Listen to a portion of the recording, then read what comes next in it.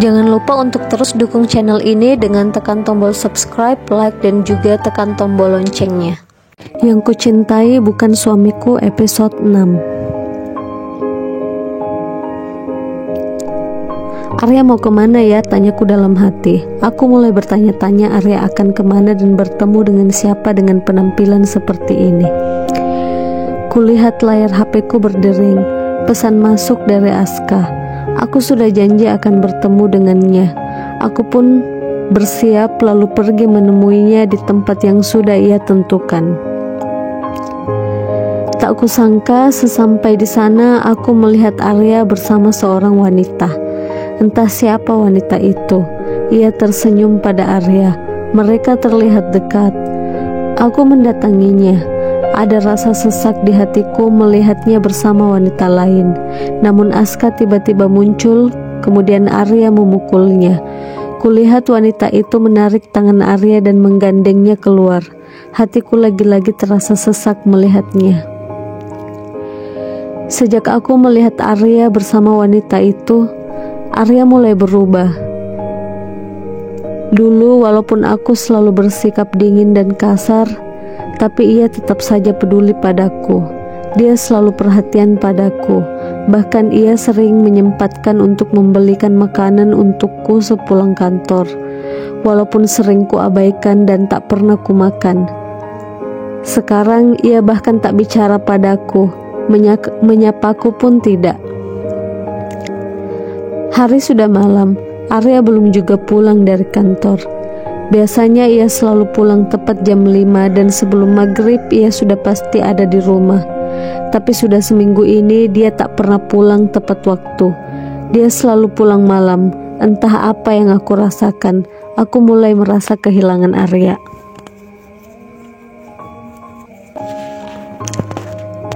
Saat aku turun dari kamar, aku melihatnya baru saja masuk.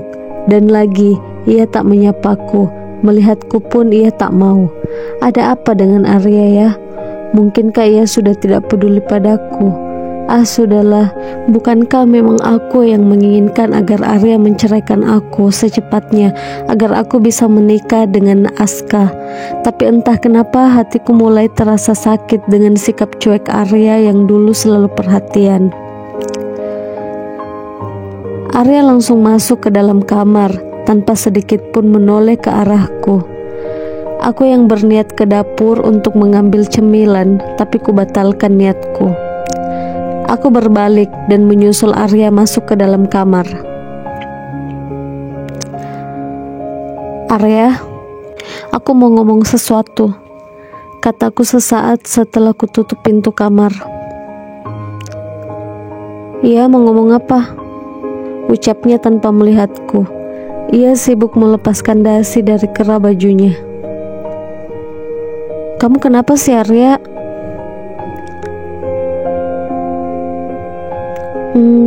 Kenapa apanya? Aku gak kenapa-kenapa, jawabnya dengan santai. Lagi-lagi ia tak ingin melihatku. Kamu kenapa jadi bersikap dingin begini sama aku? Nada bicaraku mulai kesal. Loh, sejak awal kan kamu gak anggap aku suami kamu. Kita juga kan sudah sepakat untuk tidak mencampuri urusan masing-masing. Bukannya selama ini kamu bersikap kasar dan dingin padaku, tapi apa pernah aku protes? Enggak kan? Tapi kan, kalimatku terjeda. Aku mulai bingung apa yang harus aku katakan. Jika aku katakan aku tak suka jika dia tak lagi peduli padaku, berarti aku seakan mengharapkan dia. Tapi kenapa? Tanyanya. Sudahlah, terserah kamu aja kalau gitu. Toh juga gak nyampe sebulan lagi kita akan pisah sesuai kesepakatan kalau kamu akan bebaskan aku dari pernikahan ini kan? Arya hanya diam, ia tak lagi merespon. Aku keluar dari kamar dan kututup pintu dengan keras. Ada apa denganku? Harusnya aku senang jika Arya sudah tidak lagi menyukaiku. Setidaknya dia tidak akan sakit hati lagi saat kita berpisah nanti. sehingga aku tak perlu merasa terbebani dengan memikirkan perasaannya. Tapi kenapa hatiku mulai merasa sesak sejak kulihat dia bersama seorang wanita dan sejak ia mulai berubah. Kulangkahkan kakiku menuju ke dapur mencari cemilan. Kulihat stok makanan sudah habis. Aku keluar rumah, berniat membeli beberapa makanan, sekalian merasakan udara segar di malam hari.